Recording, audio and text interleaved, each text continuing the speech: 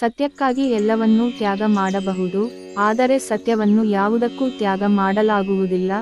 ಇದು ಸ್ವಾಮಿ ವಿವೇಕಾನಂದರ ಅತ್ಯಂತ ಪ್ರಸಿದ್ಧ ಉಲ್ಲೇಖವಾಗಿದೆ. ಉದ್ಧರಣದ ಬೆಂಗಾಲಿ ಆವೃತ್ತಿಯೂ ಸಹ ಬಹಳ ಜನಪ್ರಿಯವಾಗಿದೆ ಮತ್ತು ವ್ಯಾಪಕವಾಗಿ ಉಲ್ಲೇಖಿಸಲ್ಪಟ್ಟಿದೆ. ಸತ್ಯೇರ್ ಜನ್ಯ ಸಬ್ ಕಿಚ್ಚುತು ಕೋನೋ ಕಿಚ್ಚುರ ಜನ್ಯ ಸತ್ಯಕ್ಕೆ ತ್ಯಾಗಕಾರ. ಸತ್ಯಕ್ಕಾಗಿ ಎಲ್ಲವನ್ನೂ ತ್ಯಾಗ ಮಾಡಬಹುದು.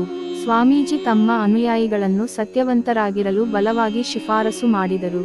ಮಾರ್ಚ್ 23, 1900 ರಂದು ಸ್ಯಾನ್ ಫ್ರಾನ್ಸಿಸ್ಕೋದಲ್ಲಿ ನೀಡಿದ ಉಪನ್ಯಾಸದಲ್ಲಿ ಅವರು ಸಂಸ್ಕೃತ ಶ್ಲೋಕದಿಂದ ಉಲ್ಲೇಖಿಸಿದ್ದಾರೆ.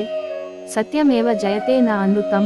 ಅವರು ಹೇಳಿದರು, ದೇವರು ಮತ್ತು ಪ್ರಪಂಚದ ಮೂಢನಂಬಿಕೆಗಳ ಬಗ್ಗೆ ಹೆಚ್ಚು ಮಾತನಾಡಬೇಡಿ. ಸತ್ಯ ಮಾತ್ರ ಜಯಗಳಿಸುತ್ತದೆ ಮತ್ತು ಇದು ನಿಜ. ಸತ್ಯ ಯಾವಾಗಲೂ ಸಾರ್ವತ್ರಿಕವಾಗಿದೆ.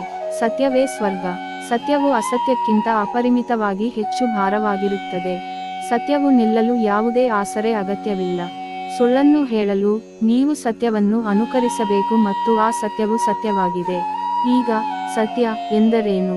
ಇಲ್ಲಿ ಸ್ವಾಮಿ ವಿವೇಕಾನಂದರು ಮುಖ್ಯವಾಗಿ ಧಾರ್ಮಿಕ ಅಥವಾ ತಾತ್ವಿಕ ಸತ್ಯವನ್ನು ಅರ್ಥೈಸುತ್ತಾರೆ. ಮನುಷ್ಯನು ದೇವರಿಗೆ ಇಟ್ಟ ದೊಡ್ಡ ಹೆಸರು ಸತ್ಯ. ಸತ್ಯವು ಸಾಕ್ಷಾತ್ಕಾರದ ಫಲವಾಗಿದೆ.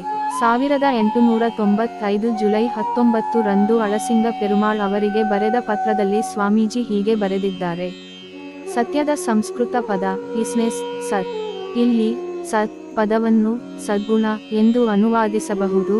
ಮತ್ತು ಈಗ ಸ್ವಾಮೀಜಿಯವರ ಸ್ವಂತ ಮಾತುಗಳಲ್ಲಿ, ಇತರರಿಗೆ ಒಳ್ಳೆಯದನ್ನು ಮಾಡುವುದು ಪುಣ್ಯ, ಧರ್ಮ, ಇತರರನ್ನು ಗಾಯಗೊಳಿಸುವುದು ಪಾಪ. ಶಕ್ತಿ ಮತ್ತು ಪುರುಷತ್ವವು ಸದ್ಗುಣ, ದೌರ್ಬಲ್ಯ ಮತ್ತು ಹೇಡಿತನ ಪಾಪ. ಸ್ವಾತಂತ್ರ್ಯವೇ ಪುಣ್ಯ, ಅವಲಂಬನೆ ಪಾಪ. ಇತರರನ್ನು ಪ್ರೀತಿಸುವುದು ಪುಣ್ಯ, ಇತರರನ್ನು ದ್ವೇಷಿಸುವುದು ಪಾಪ. ದೇವರಲ್ಲಿ ಮತ್ತು ಒಬ್ಬರ ಸ್ವಂತ ಆತ್ಮದಲ್ಲಿ ನಂಬಿಕೆಯು ಸದ್ಗುಣವಾಗಿದೆ, ಅನುಮಾನ ಪಾಪ.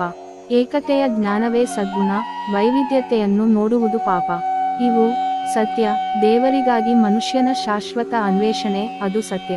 ಅವನ ನಿಸ್ವಾರ್ಥತೆ, ಧೈರ್ಯ, ಏಕತೆಯ ಜ್ಞಾನ, ಸ್ವಾತಂತ್ರ್ಯಕ್ಕಾಗಿ ಪ್ರೀತಿ, ನಂಬಿಕೆ, ಇವು ಸತ್ಯ.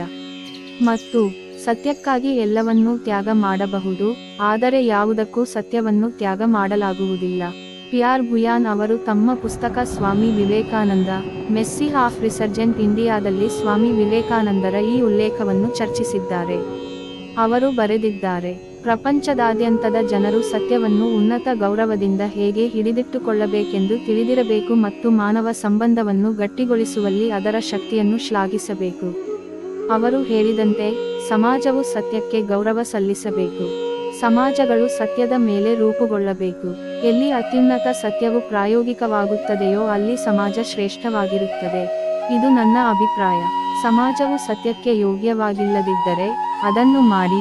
ಪ್ರಪಂಚದಾದ್ಯಂತ ಜನರು ತಮ್ಮ ಅನುಸರಣೆ ಮತ್ತು ಸತ್ಯದ ನಿಷ್ಠೆಯನ್ನು ಯಾವುದೇ ವೆಚ್ಚದಲ್ಲಿ ವ್ಯಕ್ತಪಡಿಸಬೇಕು ಎಂದು ಅವರು ಹೇಳಿದರು. ಸತ್ಯಕ್ಕಾಗಿ ಎಲ್ಲವನ್ನೂ ತ್ಯಾಗ ಮಾಡಬಹುದು, ಆದರೆ ಸತ್ಯವನ್ನು ಯಾವುದಕ್ಕೂ ತ್ಯಾಗ ಮಾಡಲಾಗುವುದಿಲ್ಲ. ಸತ್ಯವು ಎಲ್ಲಾ ದುಷ್ಟ ಮತ್ತು ಮೂಢನಂಬಿಕೆಗಳ ನಡುವೆ ನ್ಯಾಯ ಮತ್ತು ಸರಿಯಾದದ್ದನ್ನು ಗ್ರಹಿಸುವಂತೆ ಮಾಡುತ್ತದೆ. ಅದು ಮನುಷ್ಯನನ್ನು ಆಧ್ಯಾತ್ಮಿಕವಾಗಿ ಮತ್ತು ಬೌದ್ಧಿಕವಾಗಿ ಅತ್ಯಂತ ಬಲಿಷ್ಠನನ್ನಾಗಿ ಮಾಡುತ್ತದೆ ಮತ್ತು ಅವನನ್ನು ಎಲ್ಲಾ ಮೂಢನಂಬಿಕೆಗಳಿಗಿಂತಲೂ ಹೆಚ್ಚಾಗಿ ಇರಿಸುತ್ತದೆ. ಆದ್ದರಿಂದ ನಾವು ಸತ್ಯದ ಕಾರಣಕ್ಕಾಗಿ ಸಾಯಲು ಹಿಂಜರಿಯಬಾರದು. ಯಾವುದನ್ನೂ ಸಾಧಿಸಲು ಸ್ವಾಮಿ ವಿವೇಕಾನಂದರು ಹೇಳಿದರು, ನಾವು ಸಾಯಲು ಸಿದ್ಧರಾಗಿರಬೇಕು.